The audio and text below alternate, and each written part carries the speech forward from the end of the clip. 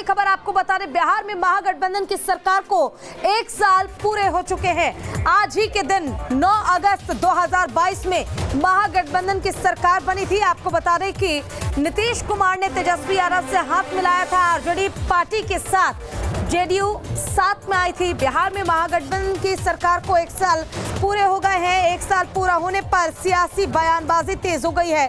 सरकार ने जो वादा किया था उसे पूरा कर रही है। कांग्रेस का ये कहना है समाज के सभी वर्गों का विकास किया जा रहा है। हमारी सरकार की प्राथमिकता युवाओं को नौकरी देना है।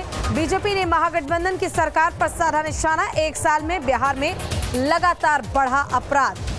तो इस वक्त की बड़ी और अहम जानकारी हम आपको दे रहे हैं। महागठबंधन की सरकार को 1 साल पूरा हो चुका है। आज ही के दिन जेडीयू और आरजेडी ने हाथ मिलाया था और महागठबंधन की सरकार बनी थी। बिहार की राजनीतिक दिशा और दशा बदल गई थी, जिसके बाद आज इस दिन को लेकर लगातार राजनीतिक प्रतिक्रियाएं सामने आ रही हैं। जहां एक तरफ कांग्रेस ये कह रही है कि महागठबंधन की सरकार बनने के बाद बिहार का विकास हुआ, तो वहीं विपक्ष कह रही है कि सिर्फ जुमलेबाजी की गई है और साफ तौर पर बीजेपी ने बिहार में अपराध बढ़ने का आरोप लगाया। केंद्रीय नेतृत्व का सहयोग नहीं मिलने के बावजूद भी बिहार सरकार जिस तरह से काम करनी है, मैं समझता हूँ यह एक बहुत बड़ा उदाहरण है। जब खींचने लगे केंद्र कोई सरकार को जो काम नहीं करने देंगे, उसके बावजूद भी काम हो रहा है। यहाँ बहुत अच्छा सफ़र है। बहुत मुस्तैदी से हमारे माननीय मुख्यमंत्री, माननीय डिप्टी चीफ मिनिस्टर, सभी लोग सरकार को सामंजस्य से चला रहे हैं। ये 1 साल में भ्रष्टाचार, अत्याचार ये बढ़ा है प्रतिदिन। आज जो जिंदा वही लोग हैं शहरों में जिनको कोई मारना नहीं चाहता है। जिसको जब कोई मारना चाहता है उसको शूट आउट कर देता है। इस सरकार को अब बने रहने का कोई हक नहीं है और आने वाले कमिंग डेज में ये पूरी तरह सफाया हो जाएंगे। बिहार की जनता नीतीश कुमार से और तेजस्वी यादव से उब गए।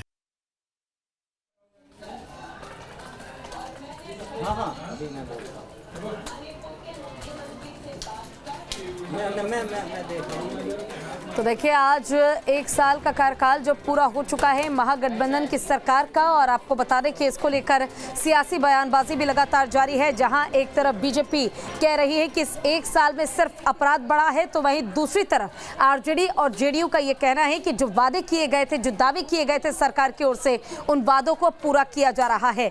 आज ही का दिन 9 अगस्त 2022 का ही ये दिन था जिस दिन एनडीए से अलग होकर जेडीयू ने आरजेडी से हाथ मिलाया और महागठबंधन की सरकार बनी।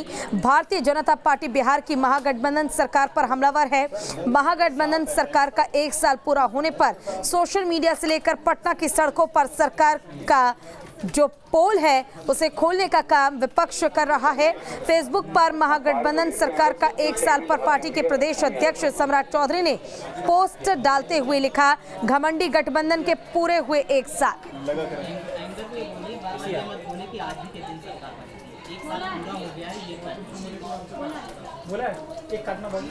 और इसी पर ज्यादा जानकारी के लिए हमारे साथ हमारे संवाददाता रितेश मिश्रा जुड़ गए। रितेश, आज 1 साल का कार्यकाल जो है वो पूरा हो चुका है महागठबंधन की सरकार को साथ काम करते हुए।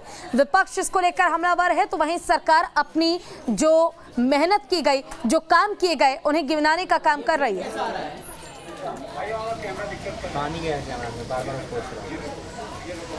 अब बिल्कुल सही कहा पूजा आपने। ठीक 1 साल हो चुके हैं महागठबंधन सरकार को और ठीक ऐसा ही मौसम था पिछले साल। आज ही के दिन देखिए कि एनडीए से नीतीश कुमार बाहर हुए, बीजेपी को बाहर का रास्ता दिखाया और देखिए कि आरजेडी और कांग्रेस के साथ और लेफ्ट के साथ उन्होंने मिलकर सरकार बना ली। 1 साल हो चुके हैं सरकार के लोग, जो गठबंधन के लोग हैं वो भले ही ये दावा कर रहे हैं कि बहुत सारी उपलब्धियां इन 1 साल में उन्होंने अर्जित की है, चाहे युवाओं को रोजगार देने का वादा हो या विभिन्न सेक्टर्स में विकास का वादा जो चुनाव में जाने से पहले महागठबंधन ने किया था, इन तमाम चीजों पर काम हो रहा है। तो इसको लेकर जोर शोर से जो महागठबंधन के नेता हैं इसे प्रचारित कर रहे हैं। हालांकि दूसरी तरफ अगर बात करें तो बीजेपी सिरे से नकार रही है। बीजेपी का साफ तौर पे कहना है कि एक साल में अगर महागठबंधन सरकार की बात करें तो क्राइम का ग्राफ काफी तेजी से आगे बढ़ा है, लूट की वारदातें बढ़ी हैं। इसके अलावा इनका साफ तौर पे कहना है कि लूट के बाद भ्रष्टाचार का मामला जो है वो काफी तेजी से बढ़ा है। यानी सरकार को पूरी तरीके से विफल करार दे रही है बीजेपी। लेकिन अगर पूरे सफर की बात करें पूजा, एक साल के सफर की अगर बात कर लें तो इस एक साल के सफर में कई सारे आरोप प्रत्यारोप महागठबंधन की सरकार पर लगे हैं। भले ही उपलब्धियां गिनाई जा रही हैं, भले ही यह आंकड़ा दिया जा रहा है कि हमने जो वादा किया था युवाओं को रोजगार देने का वो हमने पूरा किया, लेकिन देखिए कि एक साल की इस सरकार में 2-2, 3-3 मंत्रियों को पद से इस्तीफा देना पड़ा।